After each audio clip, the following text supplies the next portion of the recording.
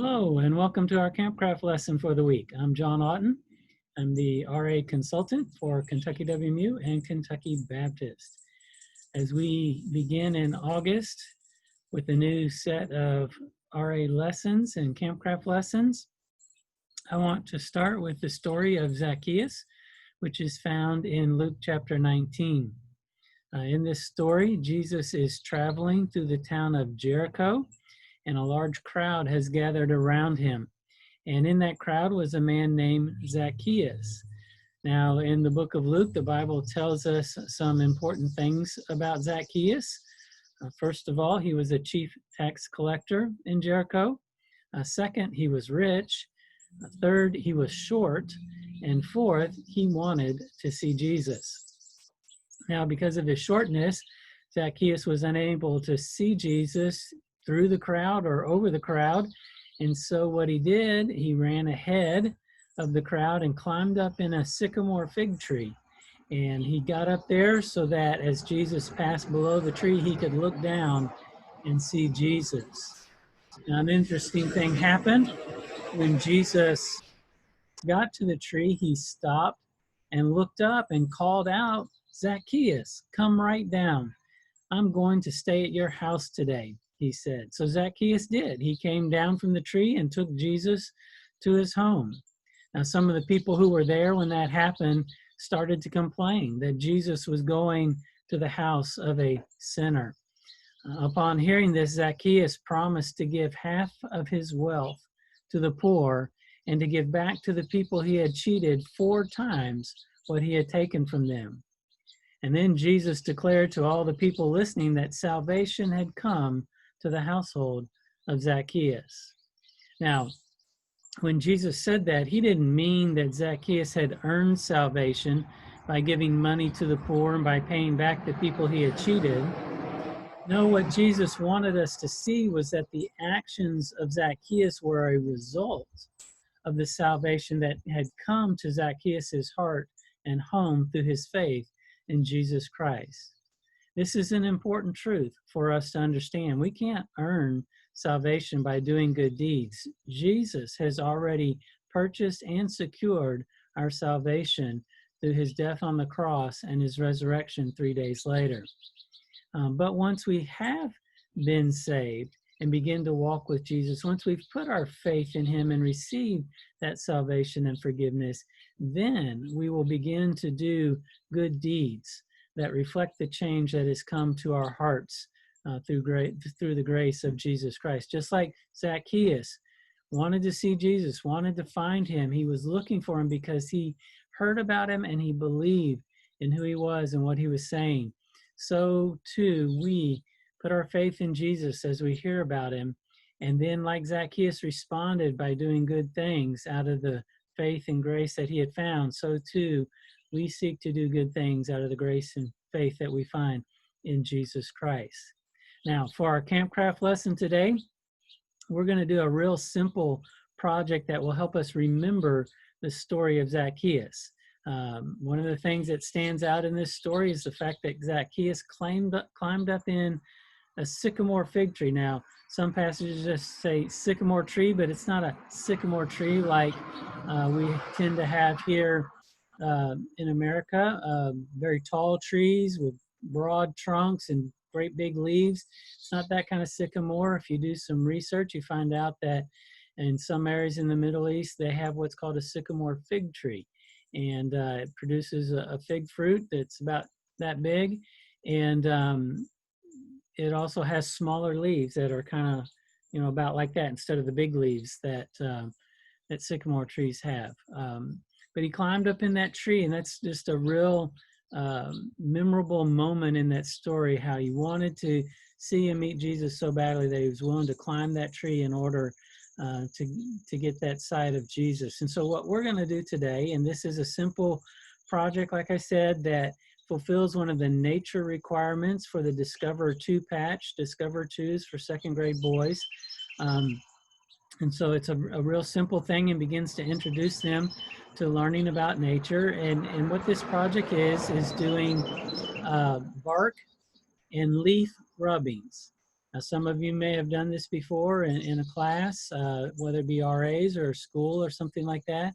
But like I said, we're doing this for the younger boys, and the older boys can do it as well. And it's real simple to do. You just get yourself a crayon, and I got a broken piece here, so that I didn't, mess up a nice new crayon. And you peel the paper off of it so that it's bare. And then what you would do is you would find the tree that you want to make a bark rubbing of, and you would put the paper up against the tree bark, and then you would take your crayon and you would rub it up and down across this, and it would cause the crayon to mark the page in the high points of the bark. And so I've done a few of those. I didn't want to carry my computer around to the tree, so I went on and did these ahead of time. But this is one of a cedar tree that's in my backyard, and you can see from the pattern here that the bark here is kind of close together, but there's also gaps in it, or furrows between these ridges. And so you see that it's been marked in this kind of way, and I labeled it up top cedar so I would know what it was that I had made. I also made one for a maple tree. We have several maple trees in our yard, and you can see that. And this has much larger pieces of bark, and they have a lot of little curls on them in places. On the edge of the bark, they're kind of rounded on the bottom in places, and so you can see that. And they're much more spaced apart than the ridges on the cedar tree, so you can see the difference there. And then one other one I did back in the backyard, we have an American elm. And so there's my elm tree bark, and you'll notice it's kind of similar to the maple in that it's wider, but the raised ridges are closer together and they're thicker in shape, as opposed to being narrow in shape like the ridges on the maple. The ridges on the elm are thicker, and so the crayon marked it more there. And so that's an elm tree, and that's a maple tree, and of course this is the cedar tree. And this is a way for you to start learning the characteristics of a tree and to have a record of the trees that you're learning and have seen. But on top of doing the bark rubbing, you can also do a leaf rubbing. And I'm going to do a couple of those real quick for you. I'm going to switch my camera to the other side of my computer, and we'll do some of those right here at the table.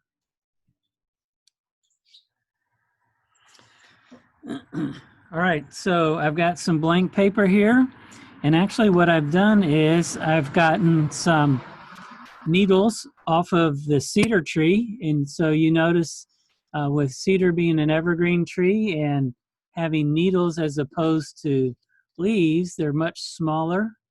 And you can, if you look at it real closely, you can see the little segments in those needles. All right, and so if you were going to make a rubbing of this, you would just take a blank piece of paper, and I'm not going to lay it on my table here. It's got a funny texture to it that would show up if I did a rubbing on it. So I'm going to put it on this other piece of paper that's nice and smooth, and then I'm going to lay this piece on top and just press it down flat and hold it in place, and then just rub my crayon across that.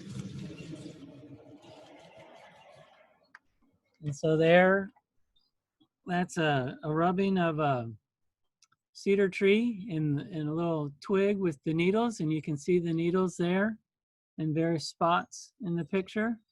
All right, and so I would just label that cedar, and then I could put that with in my binder or in my file folder. I can put that with the one of the cedar bark. All right, so that's one. I've also have here a leaf from the elm tree. All right, and so you notice it has a toothy edge to it.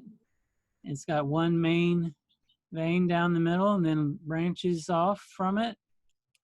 The underside is lighter in color than the top side, and it's a little bit rough when you feel it. It's not shiny and smooth like some leaves are. And so that's a American elm leaf, and we're going to make a rubbing of that. And something you can do once you make your rubbing, down in the corner of the paper, you might write down some of the characteristics of that leaf, and have that as a part of your record. So we're going to do a rubbing here of this elm leaf.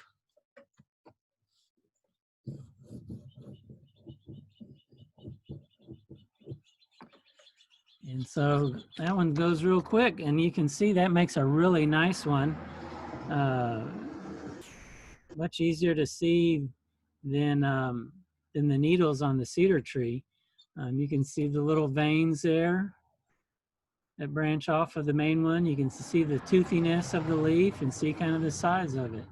And so I would take this rubbing of the elm,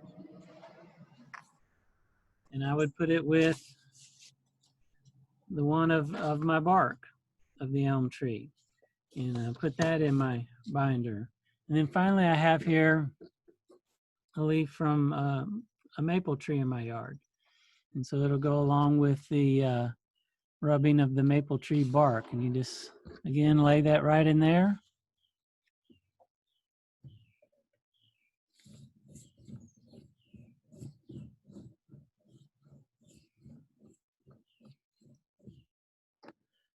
All right, there you go. And that makes a real nice leaf rubbing. You can see the veins in there real nicely. You can see the main veins. You can see what the edges of the leaf look like. All right. And I might even make a note on here that a maple leaf is lighter in color on the bottom, darker on top, but it has kind of a smooth feel to it. And I pulled this off the tree yesterday, but when I pulled it off yesterday, it was a little bit shinier than this. It's starting to dry out. So anyways, I'd write maple up here on this one. And then I would put it with the bark rubbing from my maple tree.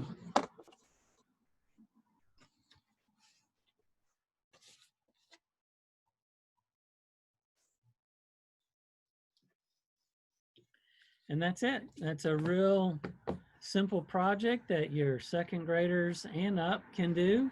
And it meets one of the requirements, like I said, for the nature area of the Discover 2 patch. Information about that can be found in our Campcraft manual. I've showed you this before. Page 170, it talks about trees and leaves and the characteristics of that, and how you can do that. So simple project, but again, one that the boys can do, and also a great reminder for the boys about the story of Zacchaeus and how he wanted to see Jesus and meet him, and he put his faith in him and found forgiveness, grace, and salvation through Jesus Christ. All right, so thank you for joining me for this Campcraft lesson, and have a great day.